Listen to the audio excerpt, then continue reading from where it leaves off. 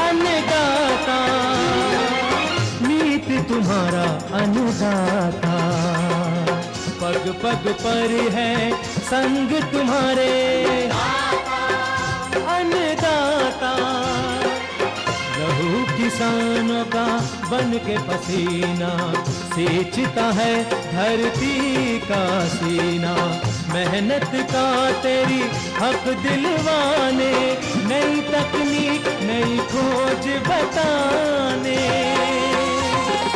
पशुधन को गुणवान बनाना, पौध सुरक्षा को सिखलाना, खेती के सब गुर समझाने, भारत का सरताज बनाने, आठों पहर है संग तुम्हारे अन्नदाता, अन्नदाता। नमस्कार, मैं रीनू यादव आप सभी दर्शकों का अन्नदाता कार्यक्रम में स्वागत करती हूं। किसान का जीवन बहुत मुश्किल होता है। वह अपने खेतों में लंबे समय तक काम करता है, उसका ध्यान सदैव फसल में ही लगा रहता है। वे अपनी कड़ी मेहनत की ताकत पर अपना जीवन व्यतीत करता है। ऐसे ही किसानों की प्रगति के लिए हम खेती बाड़ी से जुड़ी बहुत सी नई लाभकारी जानकारियां हर रोज सुबह लेकर आते हैं। तो चलिए कार्यक्रम शुरू करने से पहले देखते हैं क्या है आज के अन्नदाता में। अधिक पैदावार के लिए करें उन्नत तकनीक से चने की खेती। ड्रिप विधि से टमाटर की खेती पर किसान का अनुभव।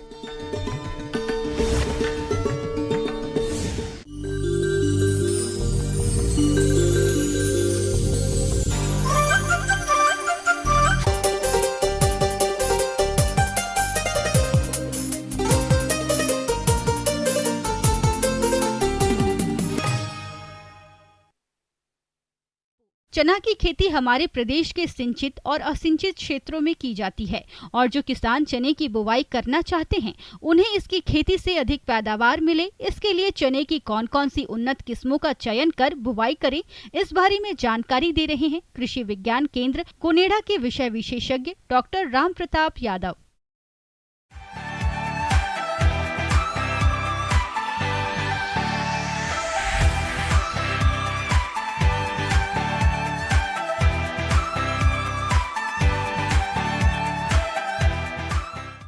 आज अपन चने की फसल के बारे में चर्चा करें कि चने की फसल का ये सर्वश्रेष्ठ समय चल रहा है। इस समय चने की फसल अपनी कंजर्व जो मॉइस्चर थी, जो है बरसात के दिनों की बरसात से जो पानी को हमने खेत में कंजर्व कर रखा था, उसके ऊपर बिजाई करने का श्रेष्ठ समय ये चल रहा है और इस सप्ताह इसका समय रहेगा।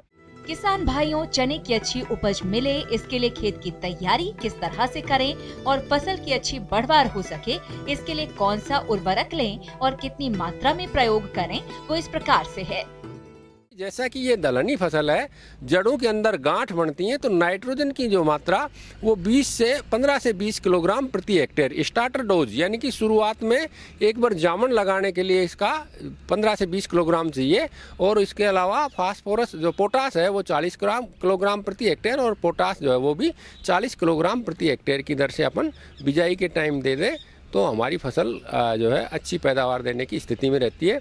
उन्नत किस्मों की बात करें तो RSG 888, जिसका दूसरा नाम अनुभव भी है, दूसरा है CSJ D 884 और RSG 895, जिसका दूसरा नाम अर्पिता भी है, RSG 973, जिसका दूसरा नाम आबा है, और CSJ 515। ये जो है मुख्य किस्में हैं जो इस समय आप किसान भाई इनकी फसलें ले सकते हैं। बीज की मात्रा की अपन बात करें तो 60 से 70 किलोग्राम चने का बीज प्रति हेक्टेयर। बीज की बुआई से पहले फंजीसाइड में कार्बनडेजियम या विटावेक्स पावर 2 से 2.5 ग्राम प्रति किलो बीज के हिसाब से बीज को उपचारित करें। इंसेक्टिसाइड के रूप में इमिडाक्लोरोपिड 2 ml प्रति किलो बीज के हिसाब से, या फिप्रोनिल और क्लोरोपाइरिफॉस 4.5 ml प्रति किलोग्राम बीज के हिसाब से इसका बीज को उपचारित कर बिजाई करें। बीज दर चने के बीज की मात्रा दानों के आकार, प्रकार एवं भार तथा बुआई का समय एवं बुआई विधि पर निर्भर करती है। बड़े दानों वाले प्रजातियों यानी कि काबुली चना का 80 से 90 किलोग्राम तथा बारानी खेती के लिए छोटे दानों वाली प्रजातियों का 80 किलोग्राम तथा सिंचित क्षेत्र के लिए 60 किलोग्राम बीज प्रति हेक्टेयर पर्याप्त होता है। पछेती बुआई की स्थिति में 20 से 25% अधिक बीज का उपयोग करें। ध्यान रहे, जब से कि चना दलहनी फसल है तो इसमें काली जड़ की बीमारी आती है, रूट रोट कहते हैं जिसको। उससे बचाव के लिए सबसे आखिरी में जब राइजोबियम कल्चर से भी बीज उपचारित कर दें उस समय 8 ग्राम ट्राइकोडर्मा प्रति किलो बीज के हिसाब से बीज को उपचारित करके बिजाई करें ताकि अपनी काली जड़ की बीमारी इसमें ना आए। एक काली जड़ की बीमारी से दूर रहने के लिए बिजाई करते समय किसान भाई ध्यान दें कि बिजाई 8 से 10 सेंटीमीटर या इससे अधिक गहरी हो, क्योंकि ये जो फंगस जिसकी वजह से काली जड़ की बीमारी होती है वो उससे ज़्यादा गहरी जाती नहीं है और ऊपर ये जड़ से ऊपर ये बीमारी लगती नहीं है। तो अगर जितना गहरा हम चने को बोएंगे उतना ही इस बीमारी से अपन बच सकते हैं। इस तरह से अपन बीज उपचार करके बोएं तो हमारी फसल अच्छी जो है पैदावार देगी। बुआई की विधि। चने की खेती के लिए पौधों की उचित संख्या के लिए आवश्यक बीज दर व पंक्ति से पंक्ति एवं पौधे से पौधे की उचित दूरी की महत्वपूर्ण भूमिका होती है। इसलिए बारानी फसल के लिए बीज की गहराई 7 से 10 सेंटीमीटर और सिंचित क्षेत्र के लिए बीज की बुआई 5 से 7 सेंटीमीटर गहराई पर करनी चाहिए। फसल की बुआई में पंक्ति से पंक्ति की दूरी 30 से 45 सेंटीमीटर रखनी चाहिए और पंक्ति में पौधे से पौधे की दूरी 8 से 10 सेंटीमीटर उचित मानी गई है। खरपतवार नियंत्रण। खरपतवार चने की खेती को 50 से 60% तक नुकसान पहुंचाते हैं, अतः खरपतवार नियंत्रण फसल उत्पादन तकनीक का अभिन्न अंग है। चने की फसल में खरपतवार नियंत्रण के लिए पेंडिमेथिलीन 30 EC दवा की 3.3 लीटर मात्रा प्रति हेक्टेयर की दर से 700 से 800 लीटर पानी में घोलकर बुआई के 48 घंटे के अंदर छिड़काव करना चाहिए। ऐसा करने पर आपकी फसल 1 से 1.5 माह तक खरपतवारों से मुक्त रहेगी और आने वाले समय में आपको अच्छी पैदावार मिलेगी। अपन सिंचाई की बात करें चने में तो फूल आते समय कभी भी चने में सिंचाई ना करें। जिस समय फूल आ रहे हैं उसी समय हम सिंचाई करेंगे तो वो फाल जो है वो हमारा झड़ जाता है। तो पहली सिंचाई की रिकमेंडेशन आपका मकर संक्रांति जो 14 जनवरी की बात होती है, मकर संक्रांति के टाइम करें, या आपकी फसल कम से कम 1.5 महीने से 1.25 महीने की हो जाए उस समय आप पहली सिंचाई करें। और दूसरी सिंचाई जो है आपका एक फाल आ ले, दूसरा फाल आ रहा हो या घेगरी जो टाट है वो बनना शुरू हो जाए उस समय आप सिंचाई करें तो आपके चने की पैदावार अच्छी होती है। किसान भाई ध्यान दें, ज़्यादा सिंचाई करने से फसल की जो है बढ़वार ज़्यादा हो जाती है और ज़्यादा बढ़वार होने से हमारी पैदावार कम होती है, क्योंकि ज़्यादा बढ़वार होने से जितने भी कीट पतंगे होते हैं उनको छुपने की जगह मिल जाती है और जब कीट पतंगे छुपने की जगह मिल जाती है तो उनकी वृद्धि बहुत तेज़ी से होती है जो कि हमारी फसल को बहुत ज़्यादा नुकसान करते हैं। किसान भाइयों, अभी तक आपने खेती से जुड़ी कुछ उपयोगी जानकारियां देखी हैं। अब लेते हैं एक छोटा सा ब्रेक, जल्द ही लौटेंगे। कार्यक्रम में आगे भी है खेती बाड़ी से जुड़ी बहुत सी महत्वपूर्ण जानकारियां, तो बने रहिए हमारे साथ।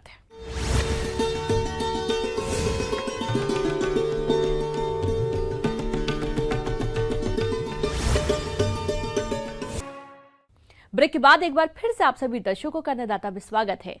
चलिए अब रुख करते हैं अगली कड़ी की ओर।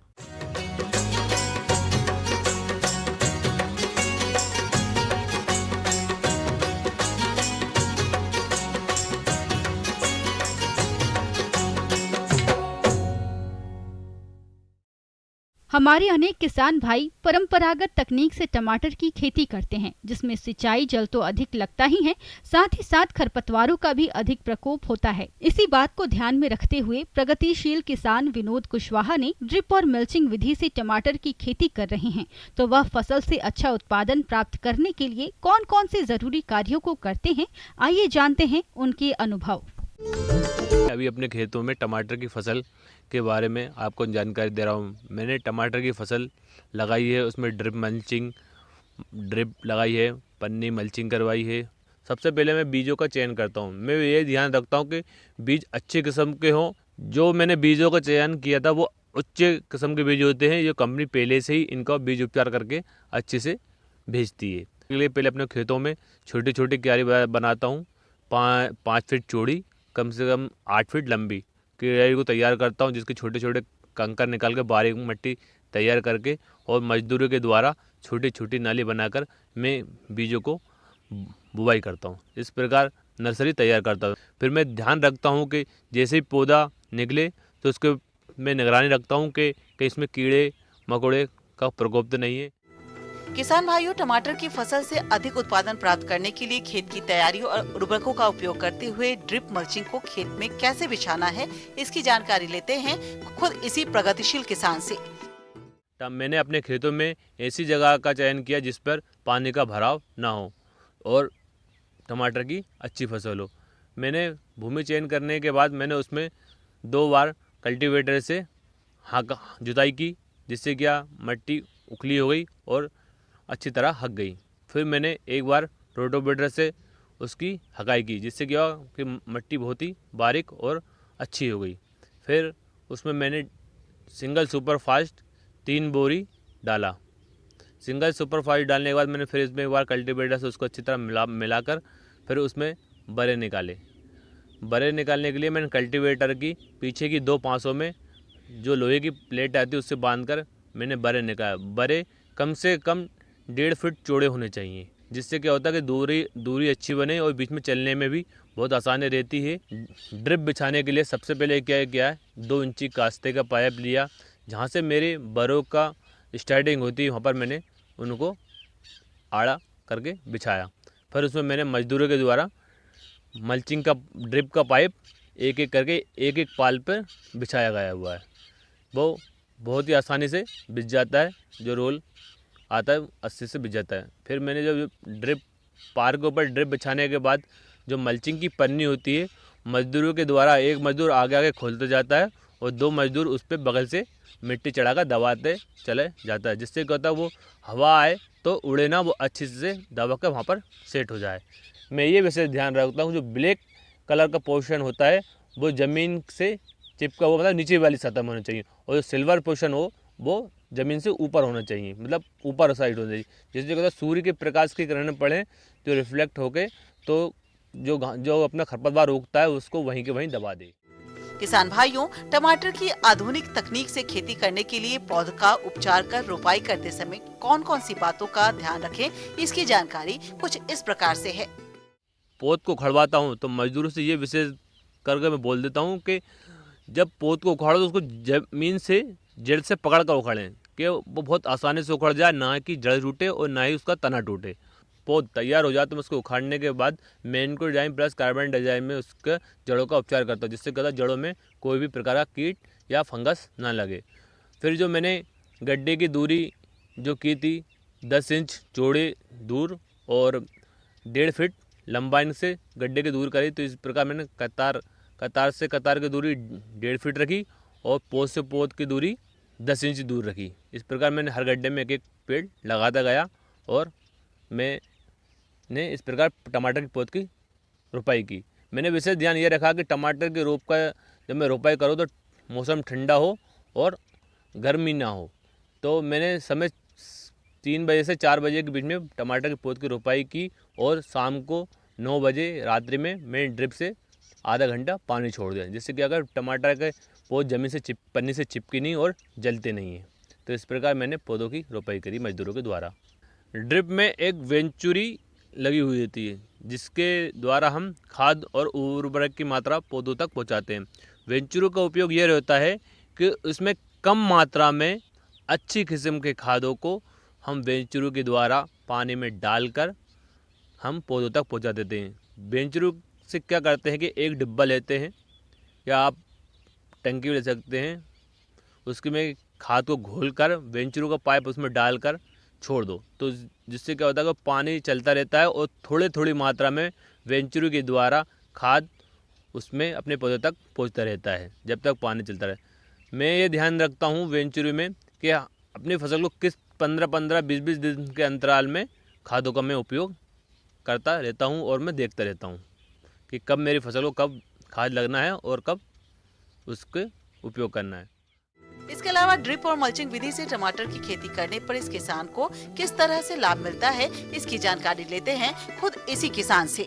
तो मैंने इस बार अपने खेतों में ड्रिप और मल्चिंग का उपयोग किया है ड्रिप और मल्चिंग का उपयोग करने से मुझे ये फ़ायदा होता है कि कम पानी लगता है ड्रिप के द्वारा, और मल्चिंग के द्वारा ये फ़ायदा होता है जो खरपतवार नाशक होता है ना, वो उगता नहीं है और वो वहीं अंदर ही अंदर समाप्त होता है, जिससे कि मेरे पेड़ों का अच्छे से अच्छे उर्वरक उपलब्ध हो। मैंने जो ड्रिप खरीदी हुई है अपने खेत के लिए, जो अपने टमाटर की फसल में लगाई गई जो ड्रिप है, जो मुझे गवर्नमेंट द्वारा उस पर सब्सिडी मिली है, उसके लिए मैंने अपने गांव के ग्राम सेवक के द्वारा, जो कृषि विभाग द्वारा अधिकारी होता है, हर गांव में उपलब्ध होता है, उससे मैंने जाके मिला और उसने मुझे गवर्नमेंट के द्वारा उसमें ड्रिप पे सब्सिडी प्रदान करवाई है।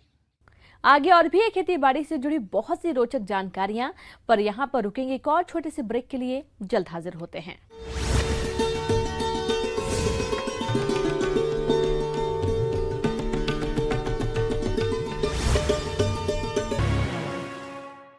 ब्रेक के बाद एक बार फिर से आप सभी दर्शकों का अन्नदाता कार्यक्रम में स्वागत है। बढ़ते हैं अगली प्रस्तुति की ओर।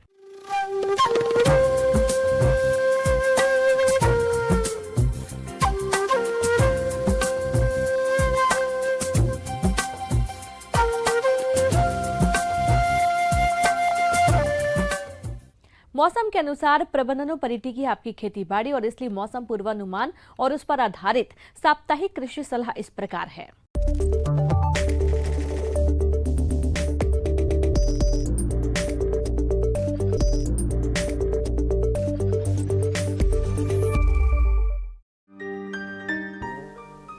ग्रामीण कृषि मौसम सेवा भारत मौसम विज्ञान विभाग बीकानेर द्वारा भेजे गए मौसम पूर्वानुमान रिपोर्ट के आधार पर आगामी 4 दिनों के दौरान हल्के बादल छाए रहने के साथ दिनांक 23 और 24 अक्टूबर को हल्की से मध्यम बारिश की संभावना है।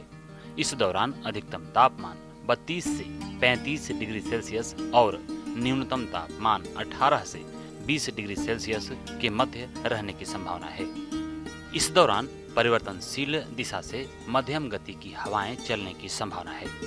ऐसे में इन क्षेत्रों के किसान भाइयों को सलाह दी जाती है कि सरसों की समय पर बुआई के लिए RH 749, RGN 13, RGN 73, Lakshmi, Pusa bolt व बारानी क्षेत्रों के लिए RGN 298, RGN 229, RGN 48 और देरी से बुआई के लिए RGN 145, RGN 236 को प्राथमिकता देवें। फसल को सफेद रोली से बचाव के लिए मेटालक्जेल 35 SD की 6 ग्राम मात्रा प्रति किलोग्राम बीज की दर से बीजोपचार करें। सरसों की फसल में बीज की मात्रा 600 से 700 ग्राम प्रमाणित बीज प्रति बीघा की दर से बुआई करें। सरसों की बुआई से पहले 20 किलोग्राम यूरिया और 62.5 किलोग्राम सिंगल सुपर फास्फेट और 75 किलोग्राम जिप्सम प्रति बीघा की दर से बेसल ड्रेसिंग के रूप में प्रयोग करें। चने की बुआई का उपयुक्त समय शुरू हो गया है, अतः किसान भाई चने की बुआई के लिए सिफारिश की गई उन्नत किस्मों के प्रमाणित बीज प्रयोग करें। देसी चने की बुआई के लिए GNG 1958, जिसे मरुधर के नाम से जानते हैं, GNG 2144, जिसे तीज के नाम से जानते हैं, GNG 1581, जिसे गणगौर के नाम से जानते हैं, GNG 2171, जिसे मीरा के नाम से जानते हैं, एवं बारानी क्षेत्रों के लिए RSG 888 तथा काबुली चने की बुआई के लिए GNG 1499, जिसे गौरी के नाम से जानते हैं, और GNG 1969, जिसे त्रिवेणी के नाम से जानते हैं, को प्राथमिकता देवें। देसी चने के लिए 15 किलोग्राम और काबुली चने के लिए 25 किलोग्राम बीज प्रति बीघा की दर से प्रयोग करें। चने की बुआई के समय 5 किलोग्राम नाइट्रोजन और 10 किलोग्राम फास्फोरस प्रति बीघा बेसल ड्रेसिंग के रूप में प्रयोग करें। चने की बुआई से पहले जड़ गलन और उकठा रोग की रोकथाम हेतु 10 ग्राम ट्राइकोडर्मा हार्जेनियम जैव या 1.5 ग्राम कार्बेंडाजिम 50 WP प्रति किलोग्राम बीज की दर से उपचारित करें। जौ की बुआई का उपयुक्त समय चल रहा है। जौ की बुआई के लिए RD 2052, RD 3035, RD 2660, RD 2552 एवं RD 2592 एवं माल्ट किस्मों में RD 2503, DWRUB 52 एवं DWRUB 64, देरी से बुआई के लिए प्राथमिकता देवें। जौ के लिए 25 किलोग्राम बीज प्रति बीघा की दर से प्रयोग करें। जौ की बुआई से पहले 20 किलोग्राम नाइट्रोजन और 10 किलोग्राम फास्फोरस प्रति बीघा बेसल ड्रेसिंग के रूप में प्रयोग करें। जौ में बुआई से पहले आवृत कंडवा एवं धारी पत्ती रोग की रोकथाम हेतु 3 ग्राम थायरम या 2.5 ग्राम मैंकोजेब प्रति किलोग्राम बीज की दर से उपचारित करें। देसी और नरमा कपास में यदि टिंडे खिल गए हों तो चुगाई कर लेवें और चुगाई करते समय सफाई का विशेष ध्यान रखें, जिससे रुई की गुणवत्ता बनी रहे। गन्ना की फसल में यदि तना छेदक या जड़ छेदक का प्रकोप दिखाई दे रहा है तो फ्यूराडान 3% कण 6 किलोग्राम प्रति बीघा की दर से गोभे में डालें। इस प्रक्रिया को 40 से 50 दिन पर दोहराएं। किन्नू के बागों में रोगों एवं अन्य कारणों से फल गिरने से रोकने के लिए घोल बनाकर छिड़काव करें। प्रयोग किए जाने वाले घोल में जिब्रेलिक एसिड 20 मिलीग्राम प्रति लीटर पानी की दर से मिलाकर छिड़काव करें।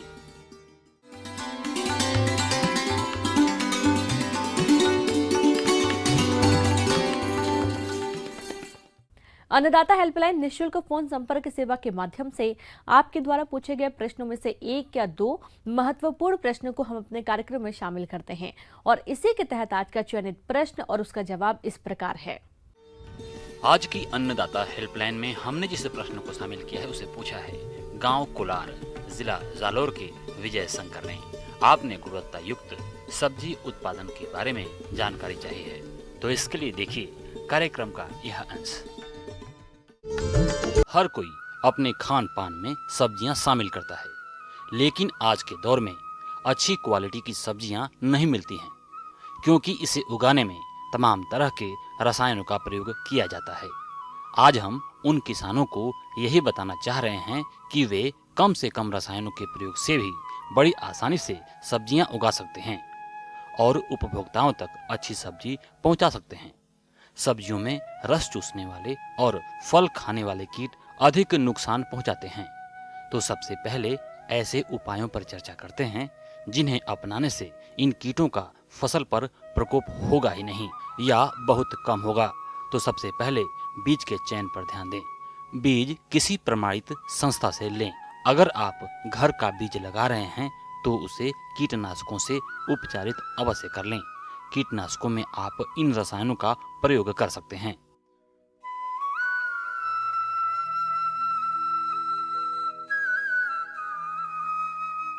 दूसरी जो बात ध्यान देने वाली है वह है नर्सरी की सही तैयारी की, क्योंकि अधिकतर सब्जियों की पहले नर्सरी तैयार की जाती है।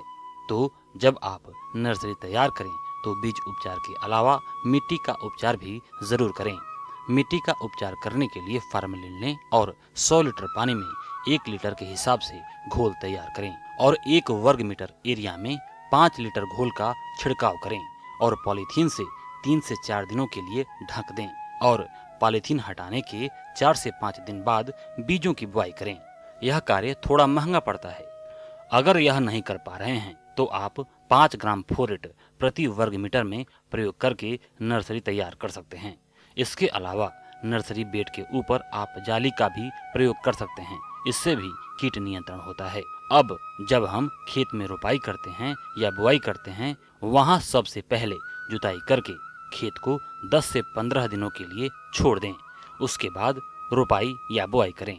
अब आपने फसल लगा दी तो खड़ी फसल में कीट नियंत्रण के लिए सबसे पहले खरपतवारों के सही प्रबंधन पर ध्यान देने की जरूरत होती है, क्योंकि खरपतवार भी कई तरह के कीटों के प्रकोप के कारण बनते हैं।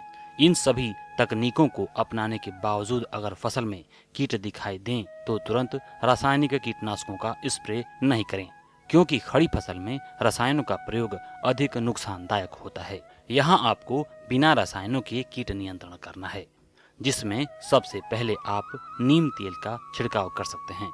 यह महंगा भी नहीं होता है और इसके कई लाभ भी फसल को मिलते हैं। नीम तेल की 2 मिलीलीटर मात्रा प्रति लीटर पानी की दर से घोलें और घोल में थोड़ी सर्फ या शैम्पू जरूर मिला दें, जिससे पत्तियों टहनियों पर नीम का तेल चिपक सके। इसके अलावा बहुत सारे ट्रैप भी आते हैं, जैसे रस चूसक कीटों के लिए येलो ट्रैप का प्रयोग करें। दूसरा है फेरोमोन ट्रैप। यह बेधक कीटों के नर का नियंत्रण करता है, जिससे इन कीटों की संख्या अधिक नहीं बढ़ती है और फसल में बेधक कीटों का प्रकोप नहीं होता है।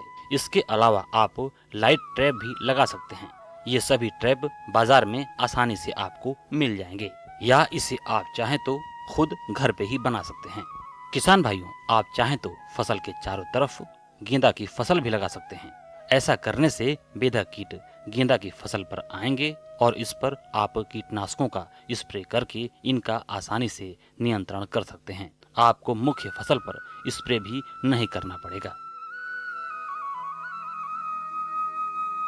अंत में आपसे यह भी कहना चाहेंगे कि अगर आपको रासायनिक कीटनाशकों का स्प्रे करना ही पड़ जाए तो उस दशा में ऐसे कीटनाशकों का छिड़काव करें जिस पर हरे रंग का लेबल लगा हो और छिड़काव करने के 4 से 5 दिन बाद ही सब्जियों की तुड़ाई करें। अगर आप इन सभी बातों का ध्यान रखते हैं तो आपको मिलने वाली सब्जी अच्छी गुणवत्ता वाली होगी, जिसका किसी के सेहत पर बुरा असर नहीं पड़ेगा। किसान भाइयों, अन्नदाता आपकी सेवा के लिए संकल्परत है।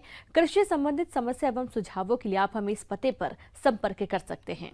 प्रोड्यूसर अन्नदाता news 18 Rajasthan, Ramoji film city Hyderabad 501512। साथ ही आप हमें ईमेल भी कर सकते हैं। हमारा ईमेल है p18annadataraajasthan@nw18.com। और इसके अतिरिक्त आप हमें निःशुल्क हेल्पलाइन नंबर पर सोमवार से शनिवार सुबह 10 से शाम 4 बजे के बीच संपर्क कर सकते हैं। किसान भाइयों, अब समय हो रहा है आपसे विदा लेने का, तो हमारी अन्नदाता टीम को दीजिए इजाजत। कल फिर आपसे मुलाकात होगी कृषि संबंधित कुछ और महत्वपूर्ण जानकारियों के साथ। नमस्कार।